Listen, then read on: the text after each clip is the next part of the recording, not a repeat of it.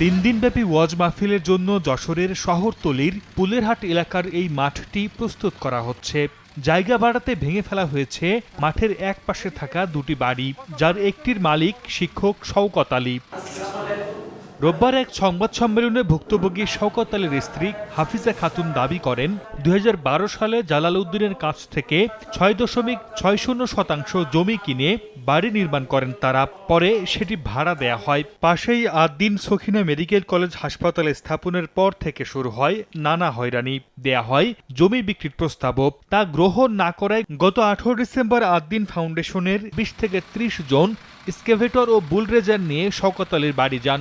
ভাড়াটিয়াকে ৩৫,০০০ টাকা ধরিয়ে দিয়ে ভেঙে ফেলেন বাড়ি।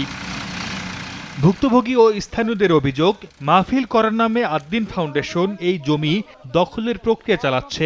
এক্সকমিটার এবং বুলডোজার দিয়ে টোটাল সমান করে দিয়েছে। আমার কোনো নিশানা সেখানে নেই। জমিটা তারা গ্রাস করার উদ্দেশ্যে মাহফিলি দোহাই দিয়ে আমার এই বাড়িটা এবং গাছগাছালি ভাঙচুর করছে। আদিনের লোকজন আমার বহুত দিন ধরে জ্বালাই আমার পথ দেবে না, আমার রাস্তাতে বেরোতে যায় না। আদ-দ্বীন চারিপাশে ওর জমি কিনা, এখন এই যে মাঝখানে একটুখানি জমি আছে, এখন আমরা মনে করেছি যে হয়তো বা বেচা বিক্রি হয়ে গেছে, এই জন্য উনারে উঠাই দিয়েছে।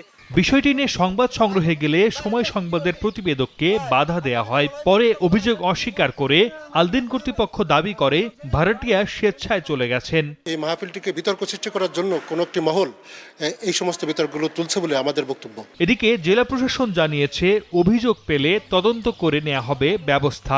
ভুক্তভোগী যারা আছেন তারা যদি আমাদের কাছে অভিযোগ করেন, তাহলে আমরা তদন্ত করতে এটা প্রয়োজনীয় ব্যবস্থা করব। এ ঘটনায় ভুক্তভোগী পরিবার আদ-দ্বীন ফাউন্ডেশনের ৩ কর্মী সহ ৬ জনের বিরুদ্ধে কোতোয়ালি থানায় অভিযোগ করেছেন। সময় সংবাদ, যশোর।